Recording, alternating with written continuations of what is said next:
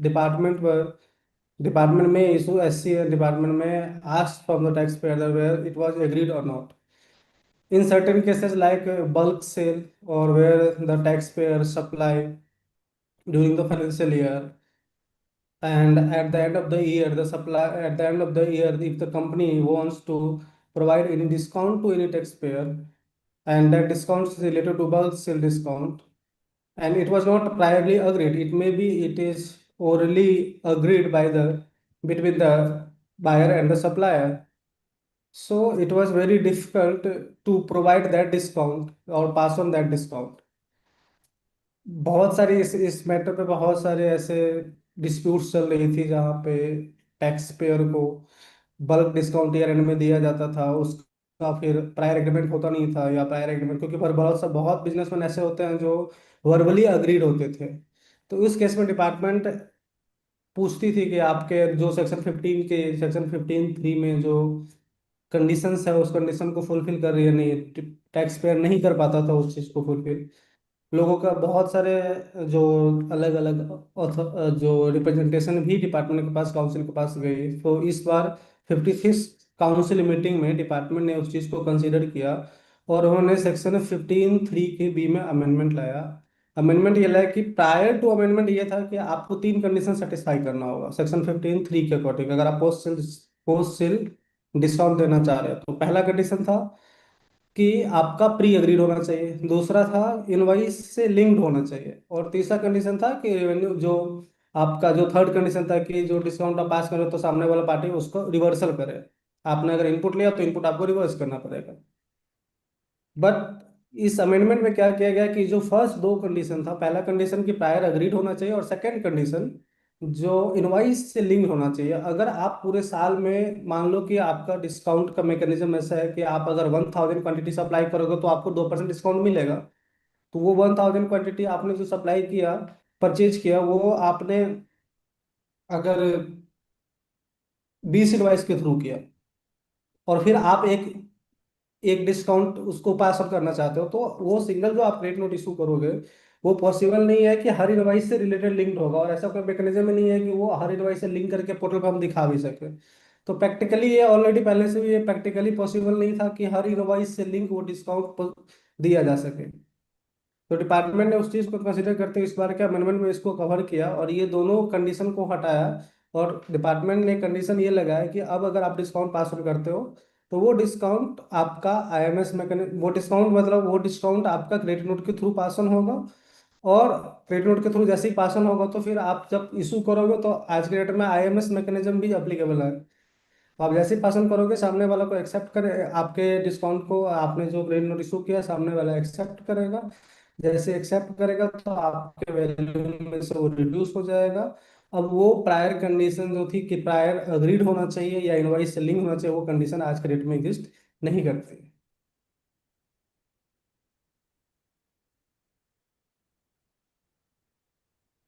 आई इससे थिंक जो ये अमेंडमेंट अभी आई इसके बारे में, हाँ पहले भी 56th काउंसिल में भी सेम अमेंडमेंट के बारे में रिकमेंडेशन आई हुई थी, उसी को बजट में हम लोगों ने इस बार डिपार्टमेंट ने इंक्लूड किया है। उम्मीद है आप कुछ बोल रहे थे।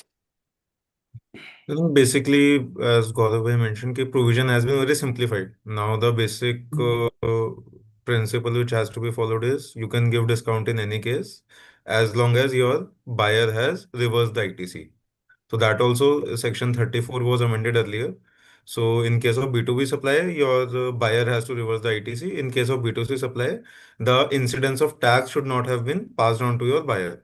So basically, in case of B2C, you should not have taken the GST amount from your customer, or if you have taken, then you should refund back the GST amount. So that is the basic precondition for discount. In if you see section 15 read with section 34.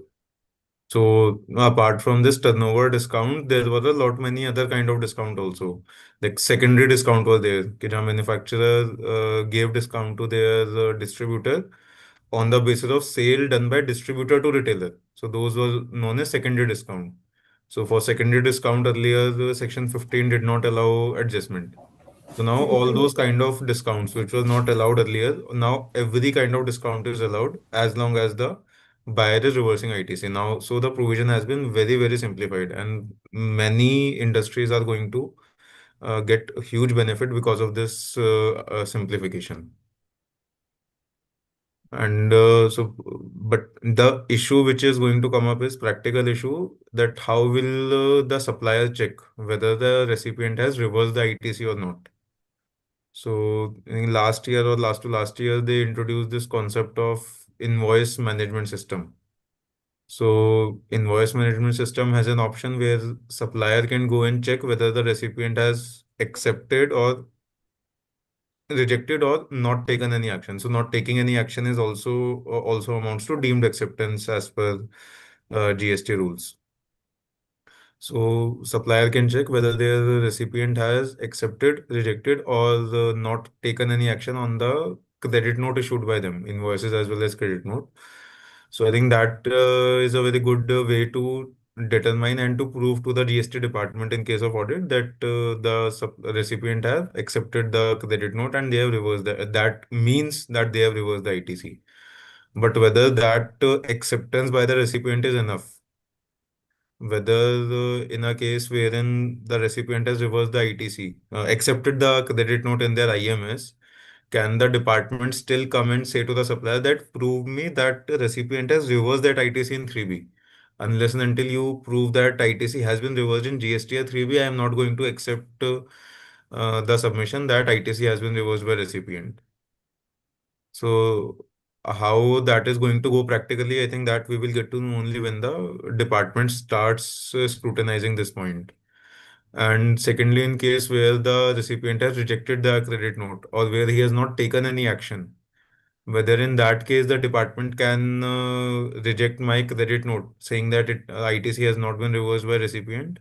So you will not be able to take any claim any adjustment on account of this credit note. So this kind of practical issues are going to come up. In the legally the provisions legally the provision have become very simple, but practically how it will be proved or what kind of proof will department accept.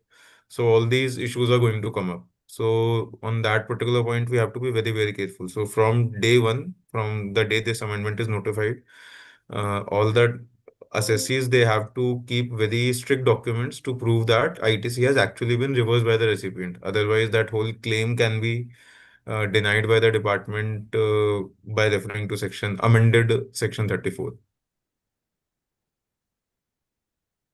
Then the next amendment has been made through clause 138. It is related to counter effect of the amendment made in the section 15. So under section 15(3), it has been amended that now the discount shall be passed on through only the credit notes, and that credit note should be as per section 34, or earlier section 34 were not covering the specific reference of the section 15(3). Now section 34 has been amended for taking effect of the section 15(3) amendment, and it has covered the discount that has been issued through section 15(3). So it's a kind of counter effect of the amendment made in section 15(3). I think there are all the points we have already discussed in earlier para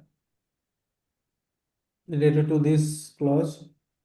Now the next clause is related to section 54. It means refund. So in the budget 56, in the budget, it has covered 56th council amendment. Earlier in the 56th council meeting, this point has also been covered by the council, and it has been mentioned that in the case earlier, the refund in case of the zero rate supply were covered. Now the utilized ITC credit has also been covered, like direct 90% benefit, 90% refund will be directly carry forward. And further, one more major thing that has been covered in this budget was the uh, refund of 1,000, or refund in case of the value is 1,000 or less. So in that case, earlier it was not covered. Now it has been covered in this budget amendment. And related to this, there are certain comments which we will discuss by Mohit. Thank you, Gaurav bhai. So, this provisional refund of 90%. I think it is a good recommendation that they have allowed 90% refund for inverted duty structure only. But practically, if we see, so currently for the zero rated supplies also, this 90% provisional refund provision is there. But on ground, if we see, I hardly see in maybe 5 or 10% of the cases this 90% provisional refund is issued. Otherwise, by and large, department is not issuing this provisional refund. So they generally directly issue the final amount of refund only. So along with this amendment in legal provisions, it is very, very important that government also comes up with this on ground, this provision should be enforced. बस सिर्फ law में डालने से provision को नहीं होगा कुछ. They have to ensure that this provision is practically applied.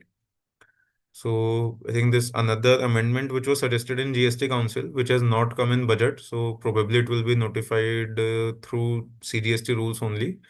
That officer has to give a reason. Now on, whenever he is not giving the 90% provisional refund, the officer has to give a reason.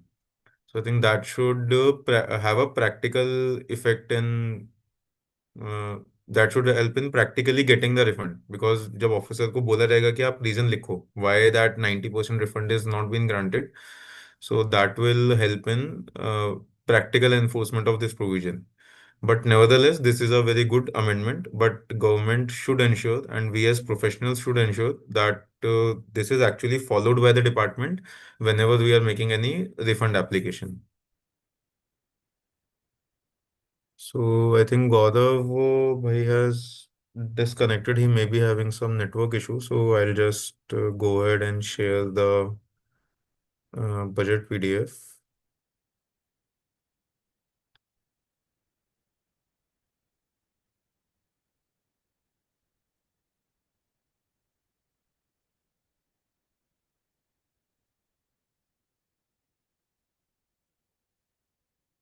Just give me a minute.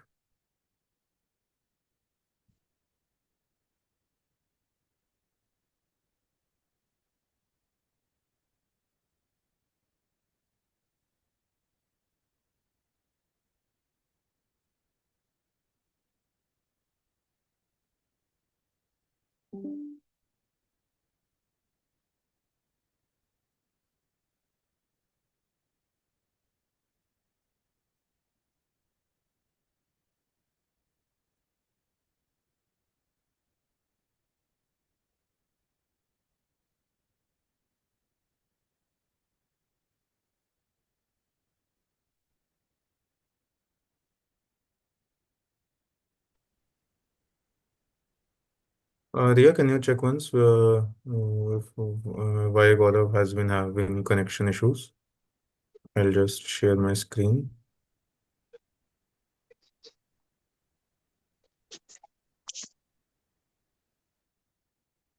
So I hope my screen is visible to everyone.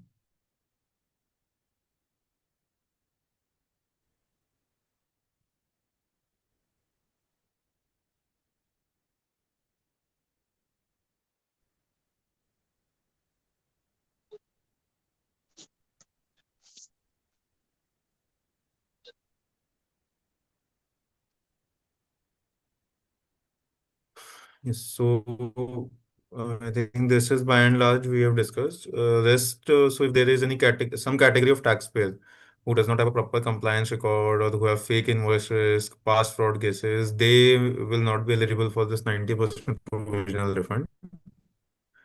And they have also removed this 1,000 rupees cap. So earlier, any refund before below 1,000 rupees was not allowed to be applied. So now this cap has been removed. So this is basically to facilitate e-commerce exports because this e-commerce export is a very growing sector. In past few years, it has become a very high growing sector. So mostly shipments through this e-commerce exports are done through courier route. So to boost that segment, now the government has removed this cap. So any amount of refund can be granted now.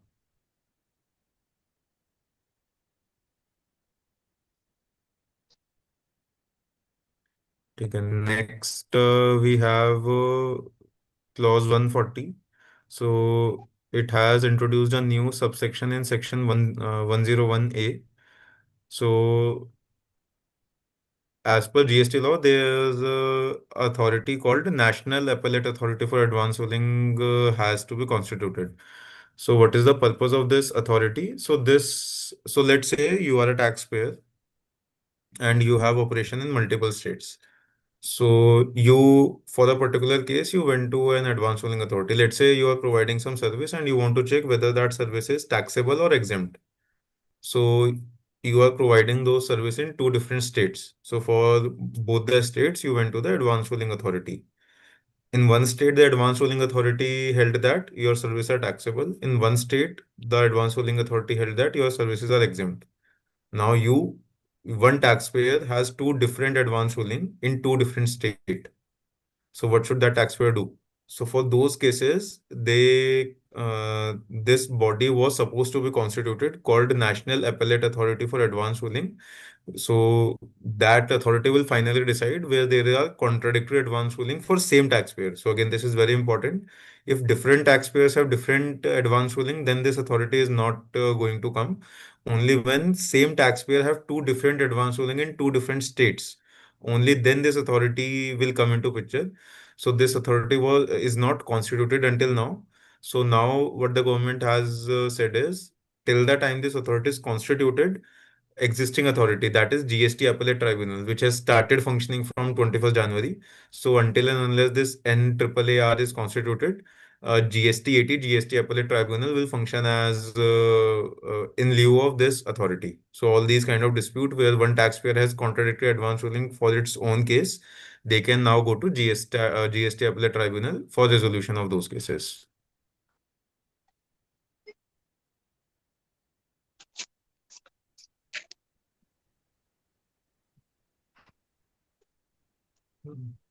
Yes, Gaurav.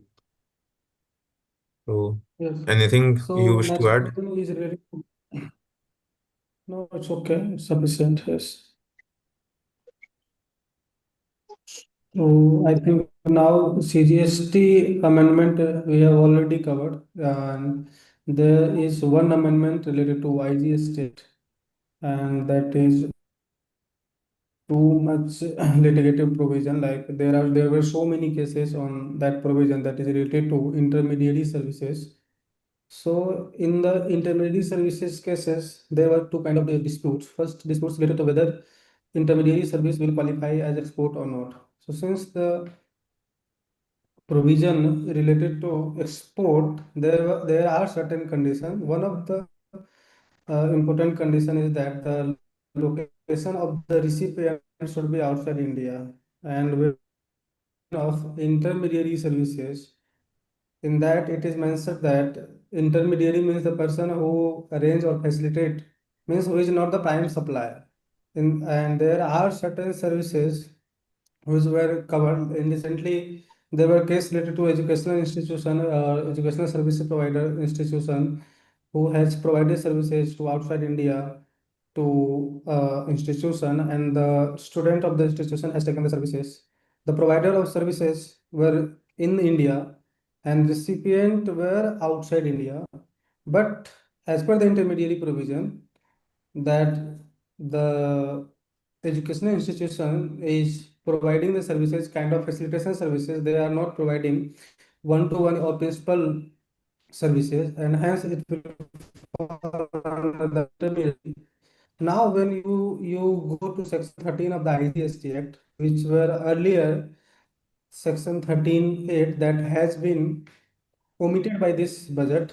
So under section 13(8), which discuss about the place of supply, it was mentioned that in the case of the intermediary services, the place of supply shall be the location of the supplier. And in the case, the educational institution providing services to outside India for training purposes and any other purposes. So since the supplier is in India, then the place of supply will also fall in India. And when the location of supplier and place of supply both fall in India, then it will not be treated as the export. And once it is not export, then you will not be get any benefit of the export, and you have to pay tax on that cases. So now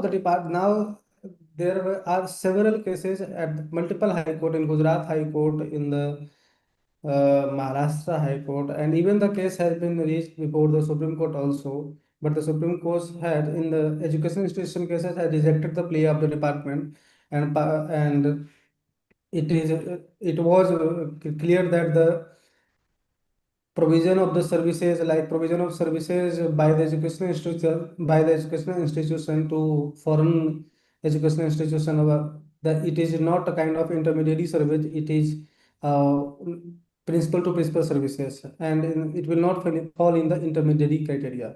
But there were disputes that whether it is intermediary or whether it is principal to principal. So one dispute is related to this, and even the transaction fall in the intermediary.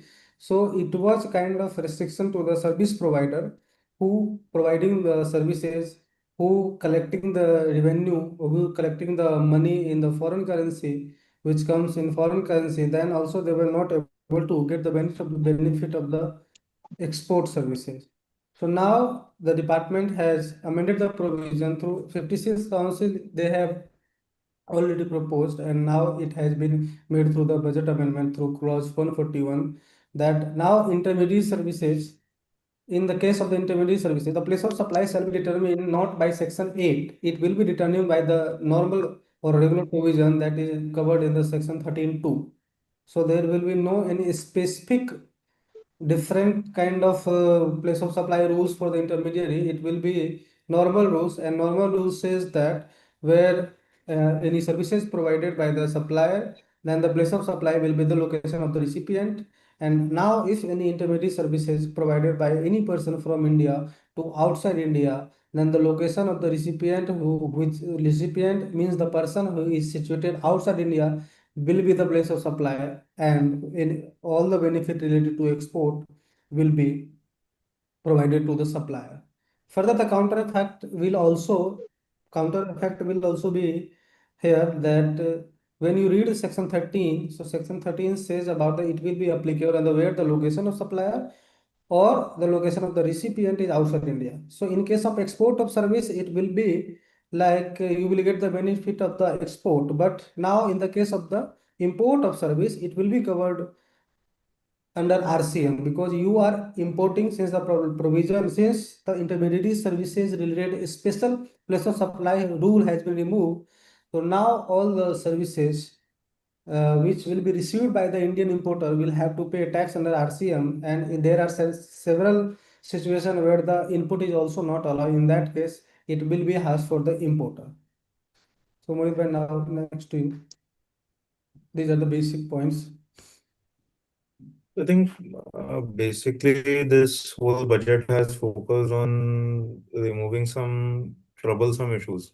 So this intermediary Yes. concept, ever since it was introduced in service tax regime, so it has been a cause of concern. So all the uh, commission agents, all the R&D related sectors, a lot of sectors had a lot of problems because of this intermediary provisions. Because one, the person who clearly fall in this intermediary service, their services was not export. Secondly, lot many industries which do not fall in intermediary services at their level, department issued a lot of litigation. So that was also a very big chunk of litigation going on in service tax, which carried on in GST, because same Yes. provisions was carried forward in GST. So I think now with the omission of this intermediary service clause, all those litigation has been put to rest now. So that will have a very, very good impact in a lot of industries. But one thing we have to keep in mind, we should not blanketly assume that all intermediary service will now fall in general clause, because uh, apart from this general 13 subsection 2, there are a lot of other specific subsection as well. So if earlier your services were falling in intermediary service, now you should carefully check whether those services are falling in some other subsection. By and large, it should go in general subsection only. But still, the taxpayers and professionals should check whether any other subsection is also getting applicable. So if that section is applicable, then that will apply instead of the general subsection 2. So I think that is it, Gaurav bhai. Yes.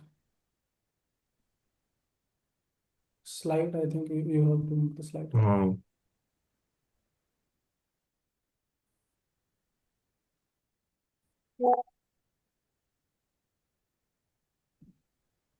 So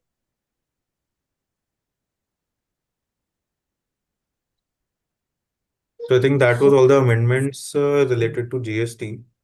We also have some amendments in customs. So customs amendment we'll try to finish off a bit fast because customs में इतने important amendments नहीं है. Most of the amendments in customs are related to tariff, which we will not be covering because tariff amendments are industry specific, and if we go into tariff, then that will take a 2 hour session in itself.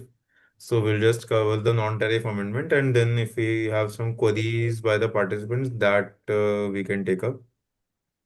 So, first amendment is regarding this fishing vessels. So, earlier yes. there was a problem regarding fishing in exclusive economic zone.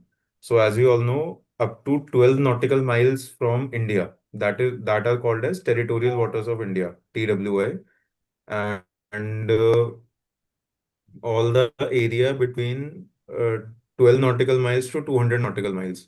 That is called exclusive economic zone. So basically, India has a exclusive right to do any economic activity, including fishing in that zone. So earlier in customs, there was the provisions were not clear.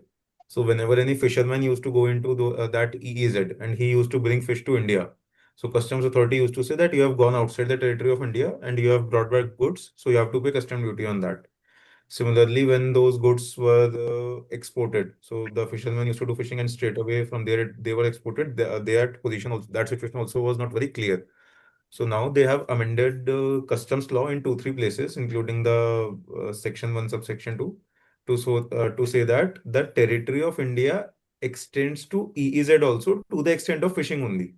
So if any fishing is being done by Indian vessel, Indian flag vessel, in the EEZ, that will also be treated as an activity within the territory of India. So basically, now when that fisherman is going into the EEZ and getting that fish back into Indian shores, so that will not be treated as an import because that activity is done within the territory of India.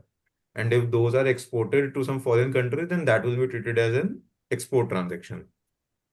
I think two, three different amendments. So one subsection two, then we have definition also in section two of Customs Act. And I think one other amendment was also there. So two, three amendments have been done to make this provisional operational. So any comments, Gaurav bhai?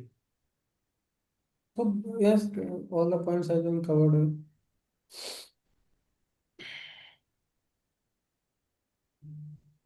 ठीक है. So next we have amendment in section 28, subsection 6. So I think this is more or less a clarificatory amendment. So they have changed the language in subsection 6 of section 28 to say that the penalty which is there in subsection 5, that shall be deemed to be a charge for non-payment of duty. So any substantial implication, this is more in the nature of a clarificatory amendment only.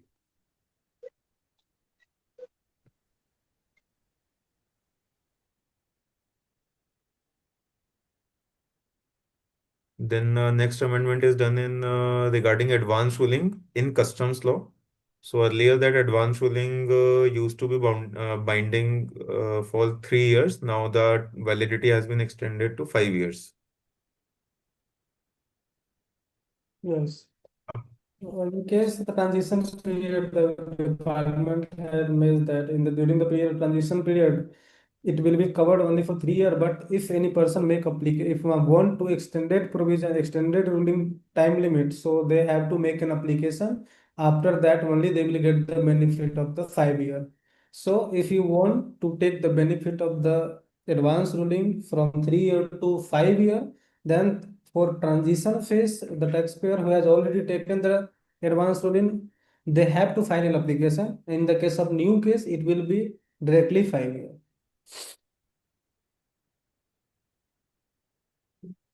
Moving on to next section 56A. So this is regarding the fishing vessel only, which we discussed.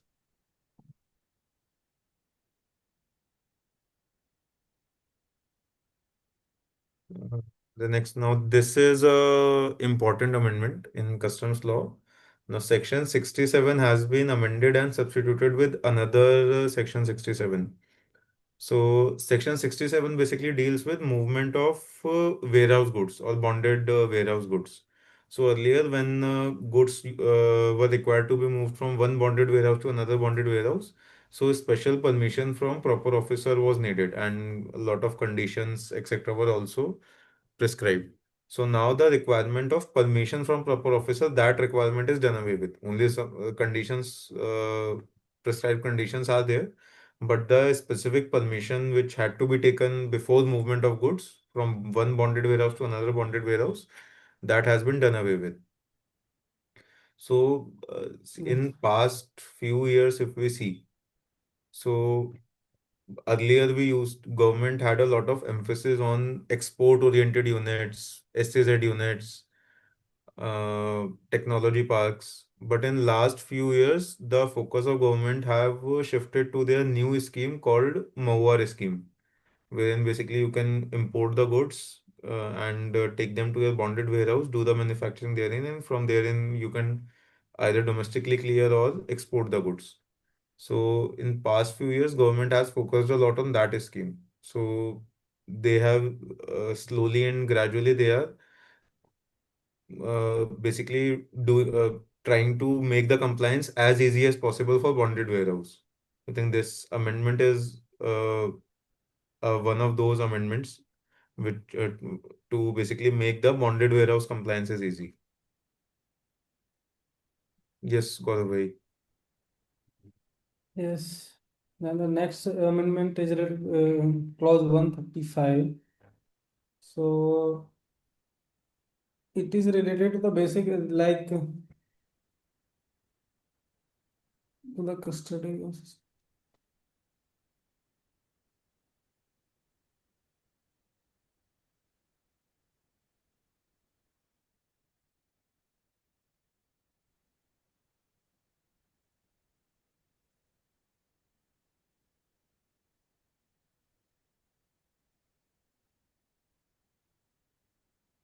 Hello.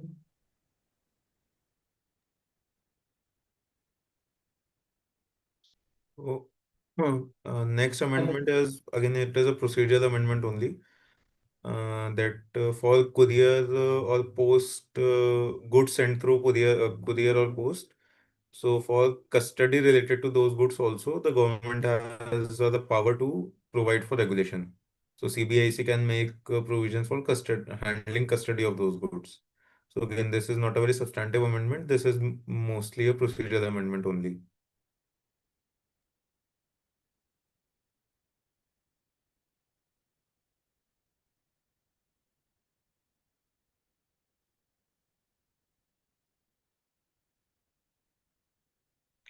So again, so I think this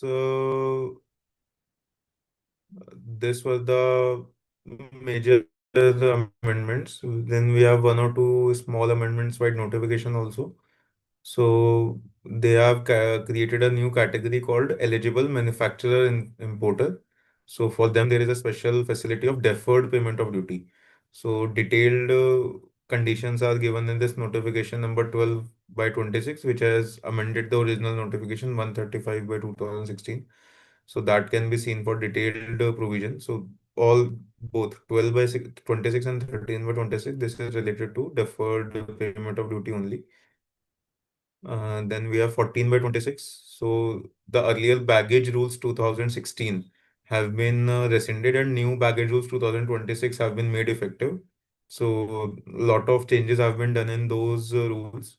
So those new baggage rules can be referred. So any person, if they have they are bringing personal baggage from outside India, so they should now refer to the updated baggage rules. So a lot of conditions like for conditions for laptops, jewelry, personal effects, a lot of those thresholds, conditions, they have been changed in the new rules. Similarly, they have also introduced, replaced the earlier custom baggage declaration and processing rules because baggage rules have been, regulations have been substituted. Then I think this and now after that we only have tariff related amendments. So this, as we discussed, this the sector specific. So any person who wish to see any amendments related to tariff, so we have already circulated the budget update. So they can refer to the update because discussing those in webinar will not be possible as it will take up a lot of time. So I think those were the major amendments. All the amendments related to indirect tax, which was done in this budget of 2026.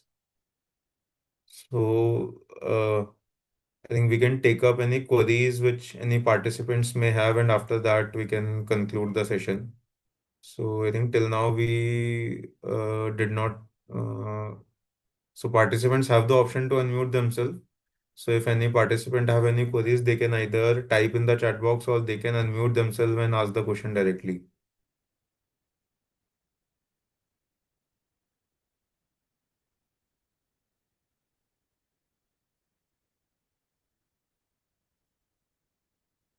So any participant have any questions?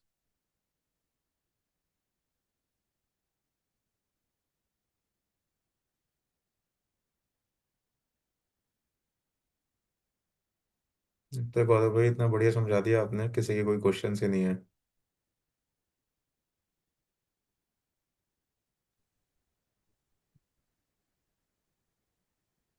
हम्म, बहुत ज्यादा कुछ है भी नहीं इस बार के budget में वो भी सीन 4-5 प्रोविजन ही है। I think all the amendments which was suggested in 56th council meeting, only those amendments have been made in the budget. कुछ यस। नई amendment नहीं आई हैं।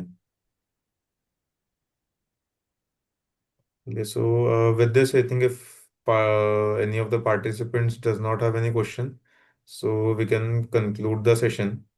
So thank you everyone for taking time out of your schedule and coming to attend the session. And thank you Gaurav bhai for taking out your time. Thank you so much. Uh, we wish to stay connected with you all. So, from this Saturday, we are also launching our special query session. So, every Saturday from 12 p.m. to 1 p.m., we will have this will be a fixed session every Saturday, 12 p.m. to 1 p.m. So, half an hour we will be discussing the recent updates, and rest half an hour we will be taking have an open query session, any query related to indirect tax, so GST and customs. So every Saturday we will have this session. So we will circulate the meeting link to you shortly and wish to see you all there. So thank you everyone. Thank you thank Gaurav ji. You thank you.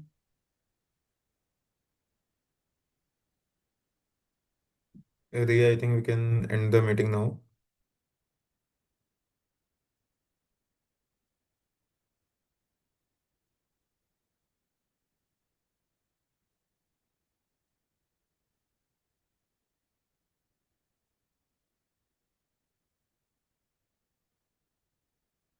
Ria, are you there?